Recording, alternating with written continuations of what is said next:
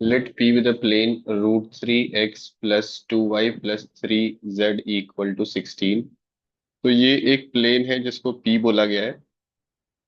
Then S is a set of all the vectors alpha I cap plus beta J cap plus gamma K cap such that their magnitude का square is 1। तो इस set में जितने भी vectors होंगे वो कैसे होंगे, यूनिट वेक्टर्स होंगे। और एक और कंडीशन है कि उनका डिस्टेंस एंड डिस्टेंस ऑफ, इस सेट में वो सारे वेक्टर्स होंगे जो यूनिट वेक्टर्स होंगे, साथ ही साथ उनका डिस्टेंस गिवन प्लेन पी से, ये जो प्लेन पी है उससे आपका 7/2 होना चाहिए। तो दो चीजें हैं, एक तो इस वेक्टर का मैग्नीट्यूड 1 होगा। तो वो सारे वेक्टर जिनका मैग्नीट्यूड 1 होगा वो 3D प्लेन में एक स्फीयर पे लाई करेंगे जिसका सेंटर ओरिजिन होगा और रेडियस 1 होगा। तो इमेजिन कर लेते हैं कि ये एक आपका स्फीयर है जिसका सेंटर ओरिजिन है और इसका रेडियस आपका 1 यूनिट है, r = 1 है। अब हम लोग क्या देख रहे हैं कि ये जो प्लेन P है इसका डिस्टेंस फ्रॉम ओरिजिन क्या है, distance of P from origin. तो how do we find distance of any point from plane, जैसे हम 2D में लाइन के लिए यूज करते हैं, we put the point in the value of XYZ।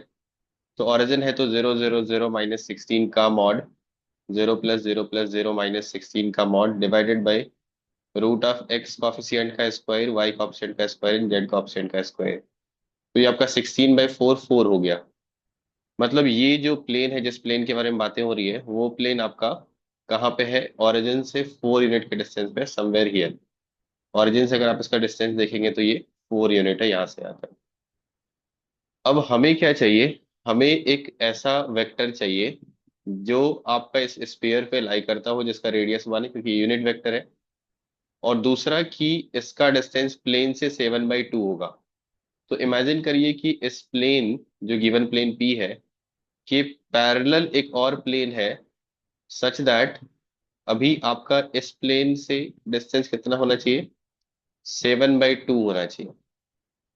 ठीक है, तो ये डिस्टेंस आपका है 4, और आपको जो पॉइंट चाहिए अल्फा बीटा गामा, उसका डिस्टेंस इस प्लेन से 7/2 होना चाहिए। तो या तो आप 7/2 यूनिट इधर जाएंगे या 7/2 यूनिट नीचे आएंगे। तो अगर आप 7/2 यूनिट नीचे आते हैं तो there will be a plane something like this, जिसका डिस्टेंस ओरिजिन से हाफ रह जाएगा क्योंकि ये डिस्टेंस आपका 4 है और ये डिस्टेंस आपका 7/2 है, जहां पे ये तीनों पॉइंट लाई करेंगे। तो तीनों पॉइंट इस प्लेन पे लाई करेंगे और साथ ही साथ ये कहाँ लाई करेंगे, स्फेयर पे लाई करेंगे। तो आपका बेसिकली जो पॉइंट होगा वो point of intersection of this plane with sphere हो जाएगा। और क्लियरली आप देख पा रहे हैं कि जब एक प्लेन कट करेगा स्फेयर को तो एक क्या बनेगा, आपका सर्कल बनेगा ऐसे करके, ये सर्कल बनेगा। अब हम लोग अलग से इसका डायग्राम बना लेते हैं। ये आपका सर्कल ऐसा करके कुछ बन रहा है, दिस इज सर्कल। ये आपका सर्कल का रेडियस है जिसको यहाँ पे ए बताया गया है, तो दिस विल बी ए। और ये आपका हाफ यूनिट हो गया, definitely this will B perpendicular. और जैसे आप इसको ज्वाइन करेंगे तो ये आपका स्फीयर का रेडियस है जो कि 1 यूनिट है। तो पाइथागोरस थ्योरम से सर्किल की रेडियस क्या हो जाएगी, √3/2 हो जाएगी। तो जो तीनों वेक्टर्स हैं जो इस स्फीयर पे भी लाई कर रहे हैं और इस प्लेन पे भी लाई कर रहे हैं, वो बेसिकली इस सर्कल पे लाई करेंगे। तो तीनों ही वेक्टर कहाँ लाई करेंगे, इस सर्कल पे लाई करेंगे। और उन तीनों वेक्टर्स को क्या बोला गया है, यू वी एंड डब्ल्यू बोला गया है, 3 distinct vectors in this set S. और उनमें एक कंडीशन है कि distance between U and V is equal to distance between V and W, and that is equal to distance between W and U. So basically they are forming equilateral triangle क्योंकि distance between any two point is equal। ये कैसा बन रहा है, equilateral triangle बन रहा है आपका।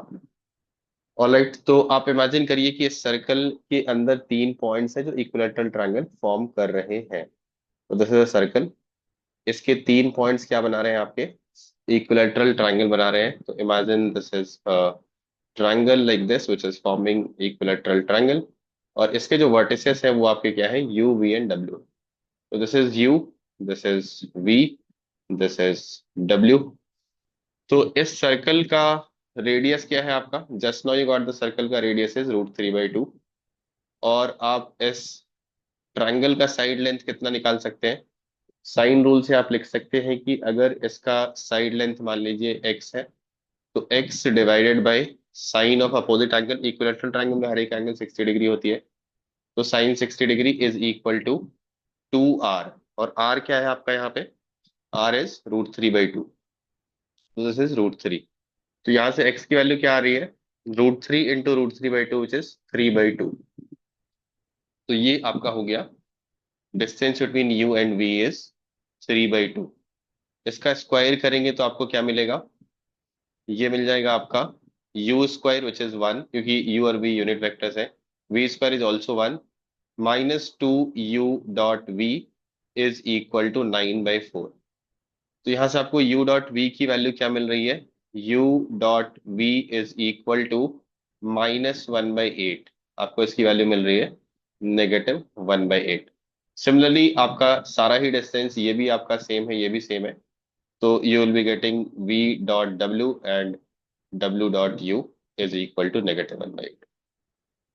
आपको फाइंड आउट क्या करना है? You need the volume of parallelopiped determined using the vectors u v w। तो हमें पता होता है कि volume of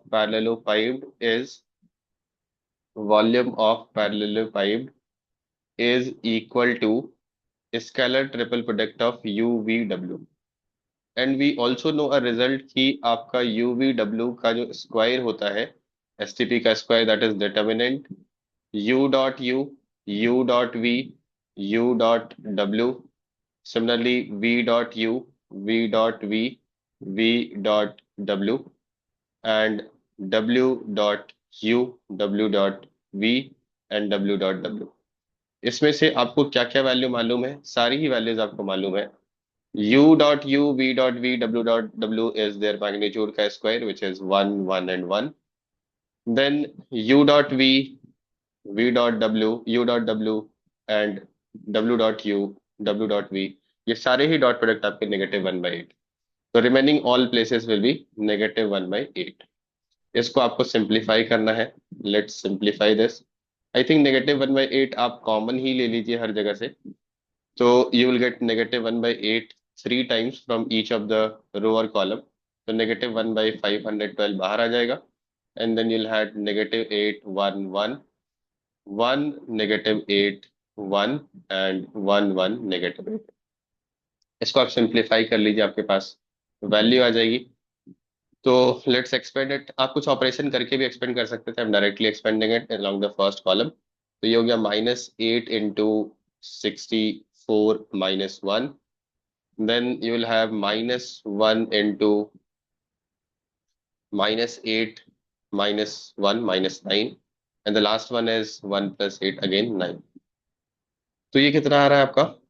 this will be 512 with negative, then +8 +9 +9। तो आप इसको सिंप्लीफाई करिए, डिवाइडेड बाय आपका यहाँ भी माइनस में है पहले ही बार, -512। तो आपका कितना आ जाएगा? I think we can cancel by 2। तो -256, इनफैक्ट -2 से कैंसिल कर लीजिए। तो 256 and this will B 9 and this will B 4 divide by 256। तो आप सिंप्लीफाई करेंगे तो 243 बाई आपका 256 आ जाएगा। सिंप्लीफिकेशन आप खुद अपने तरीके से भी कर सकते हैं। तो दिस गिव यू व्हाट?